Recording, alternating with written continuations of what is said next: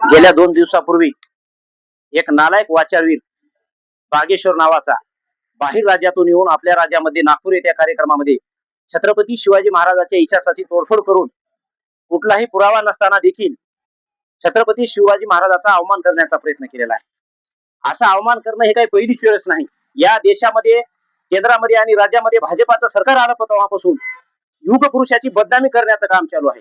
विशेष बाब म्हणजे या कार्यक्रमामध्ये संघाचे संचालक मोहन भागवत, केंद्रीय मंत्री नितीन गडकरी आणि आपल्या महाराष्ट्राचे गृहमंत्री आणि मुख्यमंत्री उपस्थित असताना देखील युगपुरुष छत्रपती शिवाजी महाराजांची बदनामी करण्याचं काम या हरामखोराने केलेलं आहे। असं असताना देखील ते उपस्थित असलेले मान्यवर देखील त्याच्यावर काही बोलत नाहीत। याचा अर्थ असा आहे की या देशामध्ये युगपुरुषाची बदनामी करण्याचा आरएसएसनं आणि बीजेपीनं विळा उचललेला आहे। पण आता आम्हाला शिवभक्तांना ही गोष्ट सहन होणारी नाही। म्हणून येणाऱ्या काळामध्ये जर राज्यपाल कोश्यारीला त्यावेळेसच बेड्या घातल्या असत्या तर ही प्रक्रिया झाली नसती। पण हे सरकार जाणून बुजून भोंदू महाराजांना आणि अशा गैरवर्तन करणाऱ्या हरणखोरांना अभय देण्याचं काम करत आहे।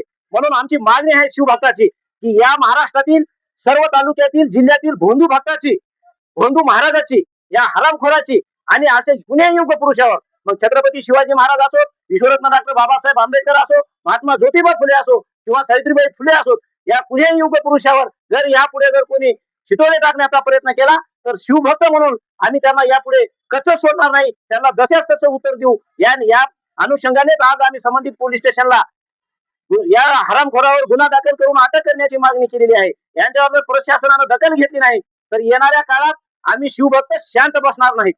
आमच्यावर गुन्हे झाले तरी हरकत नाही, पण कायदा हातात घेऊन या हरामखोराला धडा शिकवण्याची वेळ राहणार।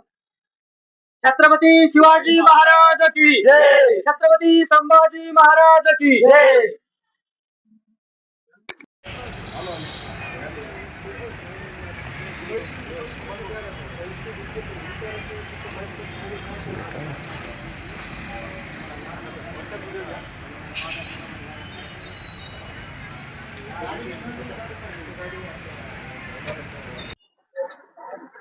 सर्वांना जय जाऊ।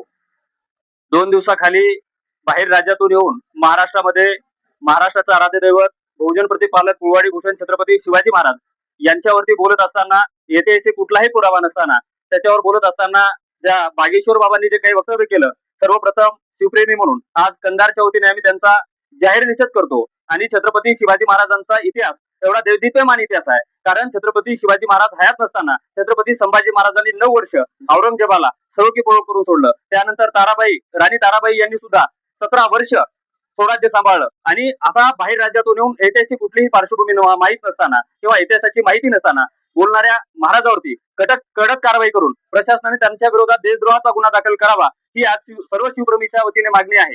धन्यवाद। जय शिव।